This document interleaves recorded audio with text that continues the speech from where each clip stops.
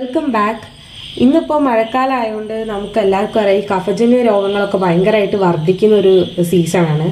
അപ്പോൾ ജലദോഷമായാലും മൂക്കൊലിപ്പായാലും അതുപോലെ കഫക്കെട്ട്, ചുമ ഇതൊക്കെ ഇപ്പോൾ നന്നായിട്ട് എല്ലാ പ്രായക്കാരിലും നന്നായി കാണുന്നുണ്ട്. അപ്പോൾ ഇന്ന് നമ്മൾ പറയാൻ പോകുന്നത് നിങ്ങൾക്ക് വീട്ടിൽ തന്നെ ഇതിനൊക്കെ എതിരായിട്ട് നിങ്ങൾക്ക് ഈസി ആയിട്ട് ഉണ്ടാക്കാൻ പറ്റിയൊരു ടിപ്പിനെ കുറിച്ചിട്ടാണ്.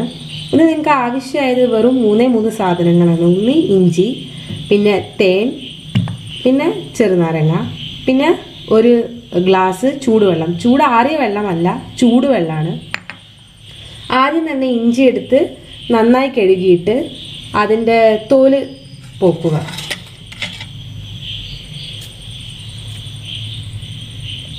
അതിനുശേഷം ഇവ ചെറിയ ചെറിയ കഷ്ണങ്ങളാക്കിയിട്ട് മുറിക്കുക. എന്നിട്ട് ഈ കഷ്ണങ്ങൾ നിങ്ങൾക്ക് ഒന്നെങ്കിൽ അത് ഗ്രൈൻഡറിൽ ഇട്ടിട്ട് അത് അരച്ചെടുത്തിട്ട് അതിൻ്റെ സത്താണ് നമുക്ക് വേണ്ടത്. സത്ത് അല്ലെങ്കിൽ ജ്യൂസ്, അതിൻ്റെ ഈ നീരാണ് നമുക്ക് വേണ്ടത്. അപ്പം നിങ്ങൾ ഉപയോഗിക്കുന്ന ഇഞ്ചി ഫ്രഷ് ആവാൻ ശ്രദ്ധിക്കണം, എന്നാലും നല്ല നീരുണ്ടാവും. അല്ലെങ്കിൽ നിങ്ങൾക്ക് ഈ അമ്മിയിൽ ഇങ്ങനെ കുത്തിയിട്ട് അതിൻ്റെ നീരെടുത്താലും മതി. നിങ്ങൾക്ക് എളുപ്പമുള്ള രീതിയിൽ ചെയ്യാം. നമുക്ക് വേണ്ടത് അതിൻ്റെ സത്ത് അല്ലെങ്കിൽ അതിൻ്റെ ജ്യൂസ് എന്ന് പറഞ്ഞ കണ്ടന്റാണ്. ഞാനിപ്പോൾ പിഴിഞ്ഞിട്ട് എനിക്ക് 1 സ്പൂണ് ജ്യൂസ് കിട്ടിയിട്ടുണ്ട്. അത് നമ്മൾ ഈ ചൂടുവെള്ളത്തിൽ കലക്കുകയാണ്.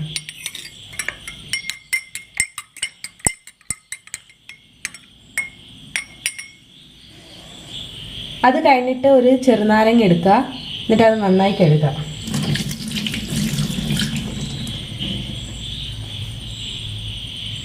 അതിനുശേഷം അത് പിഴിഞ്ഞിട്ട് അതിന് നീരെടുക്കുക.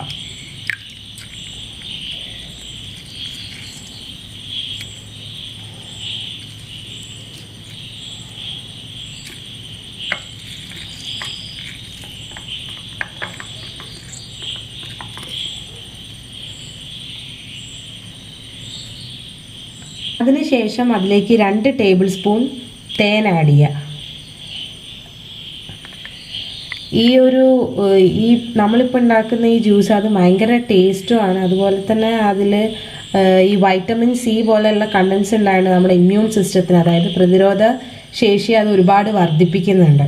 നിങ്ങൾ ഈ ചൂടുള്ള വെള്ളം തന്നെ എടുക്കണം, ചൂടാറിയ വെള്ളം എടുക്കരുത്.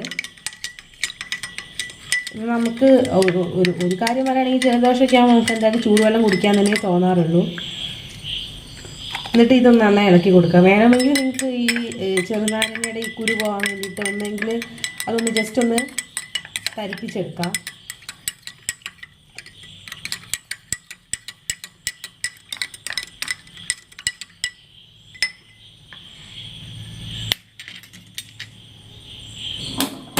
അപ്പം നമ്മുടെ ജ്യൂസ് ഇവിടെ റെഡിയായി. ഇത് നിങ്ങൾക്ക് ഒരു ദിവസം 2 നേരം വെച്ച് കഴിക്കാം. അല്ലെങ്കിൽ രാവിലെ കഴിക്കാം, അല്ലെങ്കിൽ വൈകുന്നേരം കഴിക്കാം. പിന്നെ വെറും വയറ്റിൽ കഴിച്ചാലും കുഴപ്പമൊന്നുമില്ല.